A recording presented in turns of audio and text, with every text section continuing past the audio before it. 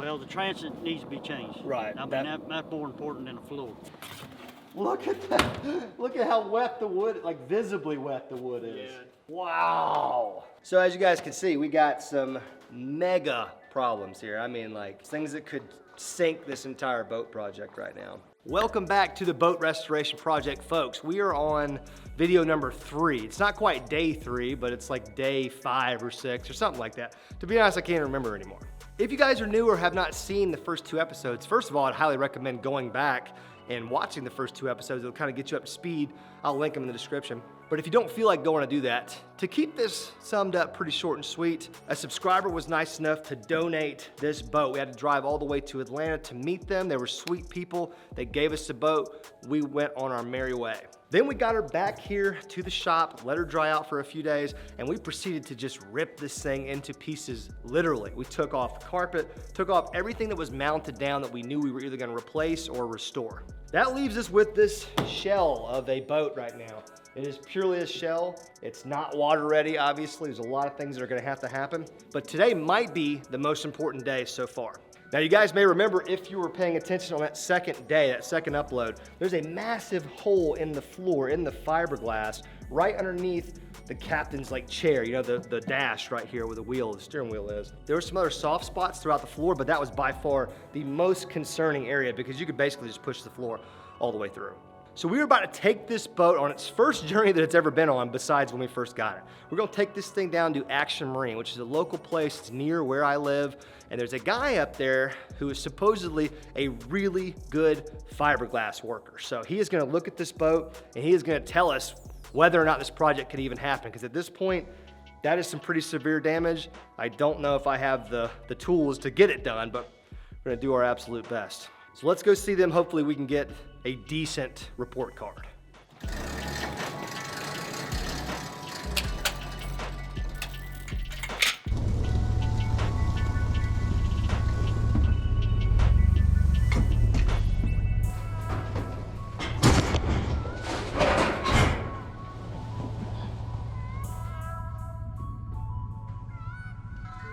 What was that? You ran over a little bit of the trash. Oh, okay. Scared me. Oh, yeah, you ran over this portable fish finder. Nice. Yeah, it's no longer operable.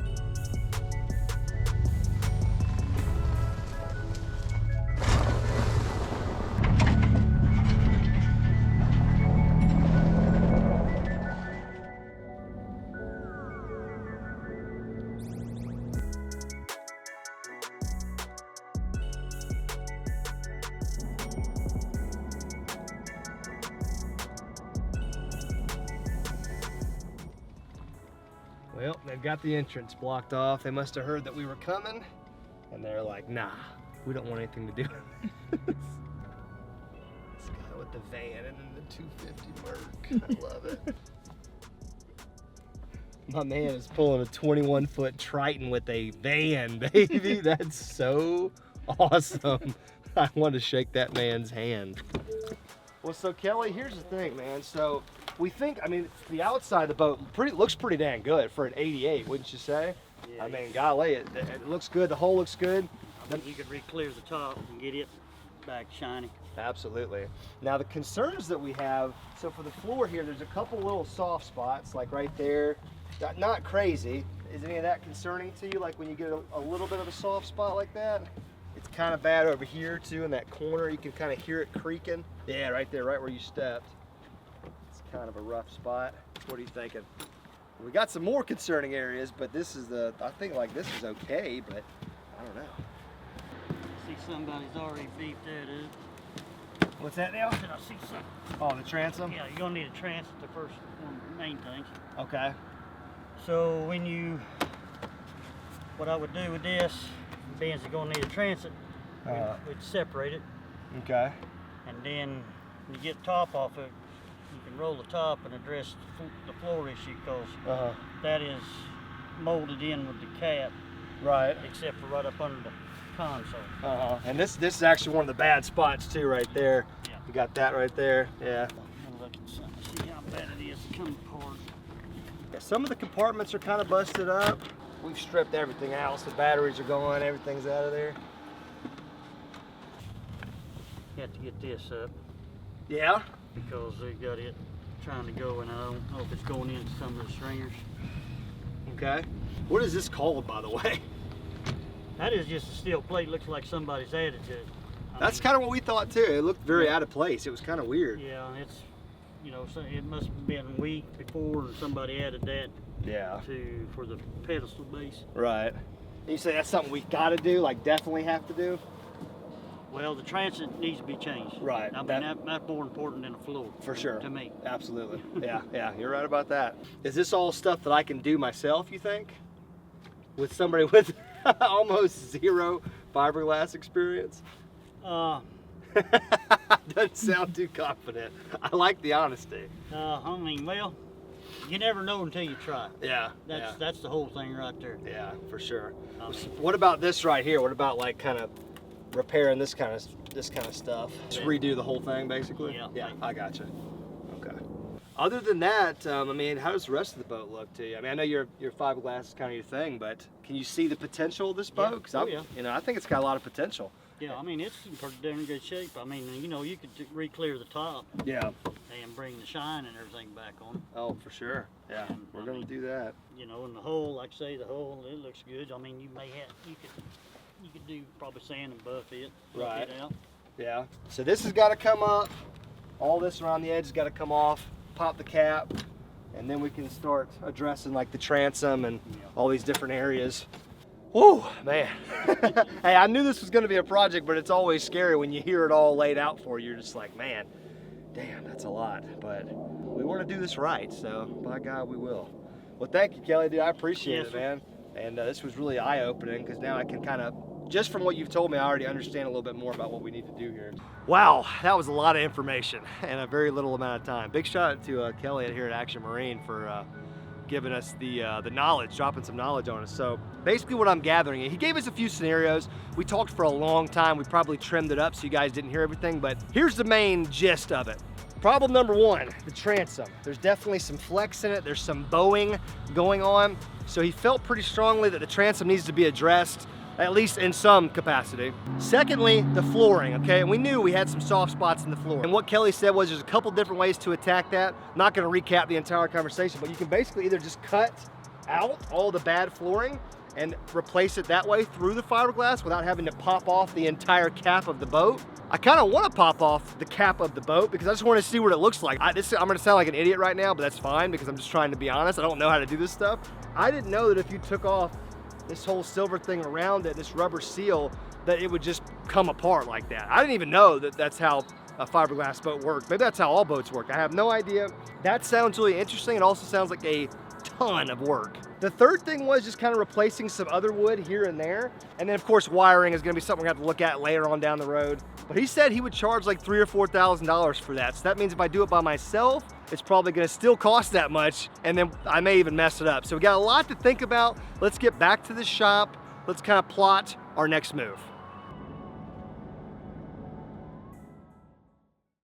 So apparently, in order to get this boat into two pieces, we're gonna have to go around the edge of this rubber seal right here, rip it off, and then there's a series of rivets, and we're gonna have to take this little guy right here, what's it called, a pin punch? A punch, yep. Yeah, it's kind of, I don't even know how to describe it. I mean, if you know, you know. If not, you're like me. So this hammer, this thing right here, you insert this into the hole of the rivet, and you whoop-ow, kind of wallow out a little area in there, and then you take a drill, and you gotta go clockwise, right? Yep. Which is righty-tighty, and you're supposed to just drill in there, right? And it's just supposed to come out? That's right. Something like that. So, gonna be interesting, but first, safety first. Ah, God, that's so uncomfortable. How's it look? It looks hilarious. Yeah, I feel very safe though. You look great. Like there's no chance that something's gonna hit me in the eye. I feel like I'm about to go scuba diving. You look like it. Shout out to the river steward. Oh, God, there's a few pieces of it freaking on there. Get the gloves on before I rip my hand off.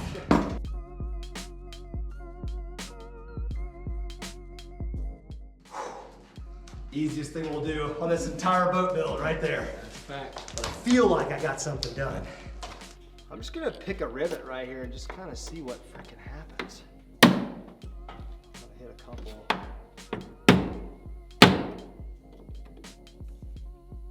Alright, well here goes nothing on this one. Let's make sure. Oh, the rivet's spinning.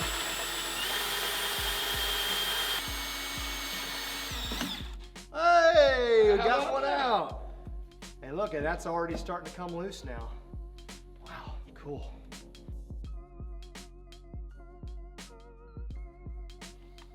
I think there's an easy way to do it. You just kind of gotta. Yeah, just force it off. This might make it a little easier though. Or just break the drill bit off like I just did. That broke the drill bit? Yep. All right, folks, so we got 2 rivets out. Decided to break my drill bit right here, which is turns out it's the exact size that we have to have. Can't go smaller, can't go bigger, even one size. It's not right. So, also live in the middle of nowhere, so all the hardware stores are closed at 6 o'clock. So I guess we will see you guys tomorrow. Okay, whoa. Hold on a second. So we got about 2 or 3 rivets in to popping the cap on this bad boy. If you guys don't know what we're talking about, I'm gonna put a little video on the screen right now that shows somebody separating the cap from the rest of the hull in the boat. Originally, I thought that was gonna be the best thing to do because we know we want to address the transom issues and we wanna address the soft flooring issues. So taking the cap off would allow you better access to fix both of those things. But I started doing some hardcore research last night. And if you take the cap off of a boat, there's a lot of things you have to do first. It's really recommended to build like some type of a cradling system to keep the hull in the exact shape that it's supposed to be, because as soon as you remove that top cap, you're basically removing the part that's holding the hull in that shape, the frame that it's supposed to be when it comes out of the factory. So then we realized there was a way to not take the cap off and still access the transom for work and the flooring. And that's basically just cutting out the sections that you want to look at and cutting through the fiberglass. I know there was a bunch of you guys in the comment section getting ready to roast us for taking the cap off without taking the proper precautions, but don't you worry. We figured out that we were doing the wrong thing. Let's do the right thing now. That bump's gonna have to be replaced. Ready? Yep.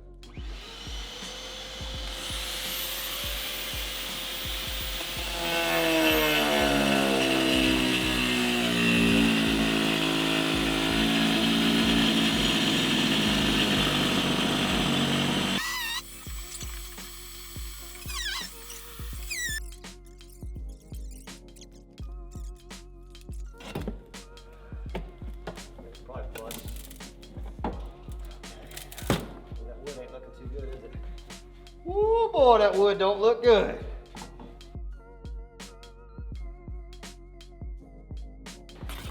Look at that. Look at how wet the wood, like visibly wet the wood is. Yeah.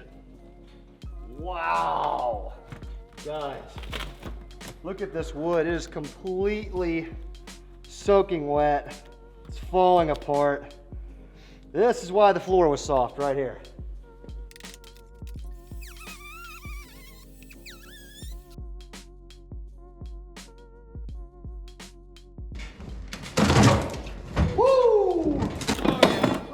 Wood.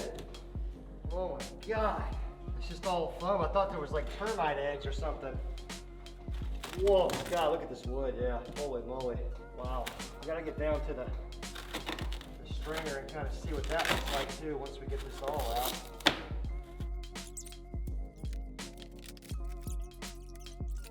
I'm gonna start beating some of this foam up too because I want to see what's underneath.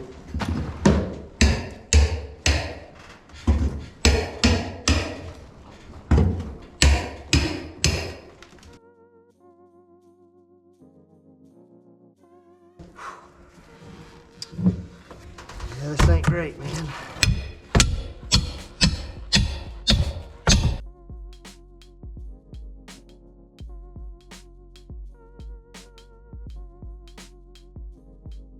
Fun fact, I just fell through this little step right here a minute ago. So one of the many things that's gonna have to be fixed. Speaking of things that are gonna have to be fixed, we just stripped this floor out, folks, and we got problems here. So as you guys can see, we got some mega problems here. I mean, like horrible problems, things that could sink this entire boat project right now. We got down to the hull. We're scraping a lot of this foam out of here because I wanted to see the stringers kind of up close and personal, because that's the first thing we were going to check when we got down here. And we were really hopeful that these stringers were going to be in pretty decent condition. Sadly, they're not in good condition. So here's one of these stringers right here. This is the hull, obviously. The hull looks fine. The hull actually looks like it's in great shape. So if you come real close on this stringer right here, Mr. Andrew, look at that, folks. Dude, that's rough. That is not what you want to see, right? I mean, the inside of the stringer, look at that. I mean, I just like took my finger and cleaned out part of the stringer right there. So that means all of this wood under this boat is completely soaked, it's dry rotted. It's just, I'm just at a loss for words right now, because I just was really hopeful that it wasn't going to be this bad. I don't know what I expected from an 88 boat, but yeah, we got some things going on here. I haven't even cracked open this yet. I mean, we already knew up underneath this seat was the worst fiberglass in the boat, so you got to figure that wood's bad, really bad. The back of the boat, stuff that we haven't even taken out yet, you got to figure all that's got to come out. I mean, what we just did here is going to have to happen the entire underneath of the boat, because all this wood's got to be replaced. I mean, every single bit of this wood has got to be torn up, replaced. Every single bit of the foam has got to be torn out, redone, which means the cap's got to come off. In fact, I mean, trying to do this without taking the cap off, I think would probably be impossible. I mean, I don't want to say that. It's probably not impossible, but it very well could be. Now, this is kind of a good news, bad news scenario. There's not much good news. Obviously, the bad news is everything's got to be replaced, like I already said. It looks like this is a situation where all the fiberglass on the outer portion of this boat is in really good condition, like great condition. But what's underneath, all the wood, all the stuff that just Father Time takes its toll on, all that stuff's gonna have to be replaced. Transom, stringers, flooring, the whole 9 yards. So that's the bad news. And also, this is gonna cost a lot of money. It's gonna take a lot of time. We're gonna need some help. I've been actually talking to some local mechanics, trying to find like a part-time boat mechanic or just somebody who knows about boats to come in and kind of give us an extra pair of hands. Guys, this is a mega project. A ton of you guys have been in the comment section. You guys have been giving me great tips, great support. I really appreciate it. A lot of you have been asking like if you can donate money or things like that. I don't want any money from any of you guys. You should know that by now. But if you do want to contribute to the boat build, the best ways to do that is either going to GuggenSquad.com. There's always a link in the description, and shopping with us and using code LOJO. That's one way to support this channel. Or going over to Uncut Outdoors and becoming a member over there. That helps the channel, and you get to see, hunting content, bonus trapping, that kind of stuff. Not sure if you guys are interested in that, but those are the best ways to support the channel. Don't want you guys' money. I took on this project knowing it was going to cost a lot of money, and I'm willing to do that for this content. Hopefully you guys are enjoying this series so far. I promise you guys we're going to get there. We're going to get to the finish line, and this thing is going to be bad to the bone. We've already got so many little things that we've either ordered or we're going to order to make this boat really cool. We got to make sure the foundation's sturdy. Got to make sure stringers, flooring, everything's good, transom's good before we can move forward. So until next time, thank you guys for watching. I am out of here.